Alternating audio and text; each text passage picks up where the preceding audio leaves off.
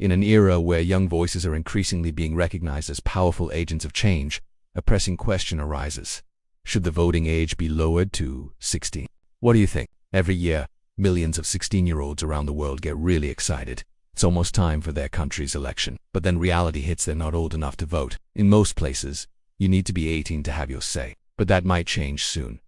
The debate about lowering the voting age is growing. Countries around the globe are asking the same. Should 16-year-olds be allowed to vote? On one side are those who believe it's time to hand over the ballot.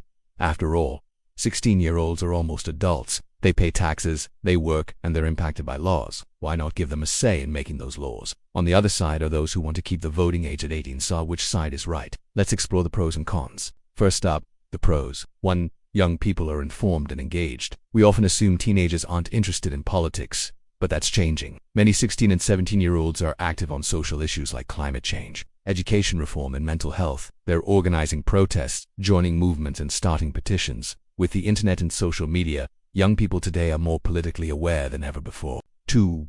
Build habits early. Life is full of important habits like saving money, eating healthy, and yes, voting. Studies show that if people vote early in life, they're more likely to keep voting in the future. Allowing 16-year-olds to vote when they're still in school and part of structured civic education can build strong democratic habits that last a lifetime. 3. Representation and fairness. Young people pay taxes, can work jobs, and can even be tried as adults in court in many places. If they're affected by laws and policies, shouldn't they have a say? Education systems, climate laws, and job markets all directly impact teenagers, so giving them the vote could make our democracy more fair and representative. And that's not all. Lowering the voting age could also bring more young people into the political process, boosting voter turnout and bringing fresh perspectives to elected officials. Now let's look at the cons.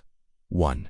Maturity and decision-making. Critics argue that 16-year-olds may not yet have the maturity, life experience, or independence to make informed political decisions. They're still legally minors in most countries and are influenced heavily by parents, peers, and schools. Without the ability to think critically and make choices independently, critics worry that some teens might just vote along with the crowd or based on the opinions of others. 2. Risk of manipulation. Teenagers are often targeted by social media algorithms and influencers, making them more vulnerable to misinformation. Critics worry that lowering the voting age could increase the impact of emotional or biased content on elections. Without the life experience to recognize these tactics, young voters might fall prey to manipulation and propaganda, skewing election results.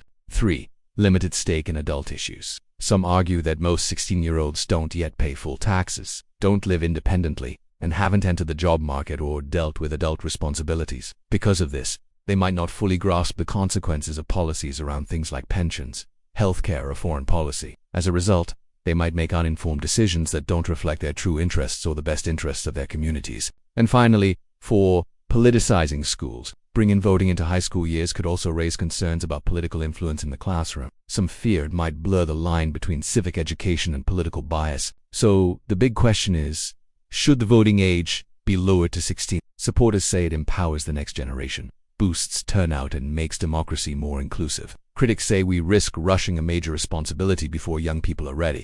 There's no one-size-fits-all answer. But one thing's clear. The debate touches on deeper questions about trust, maturity, and how we define citizenship. Should 16-year-olds be allowed to vote? Let us know in the comments. And don't forget to like and subscribe for more thought-provoking videos. Thanks for watching.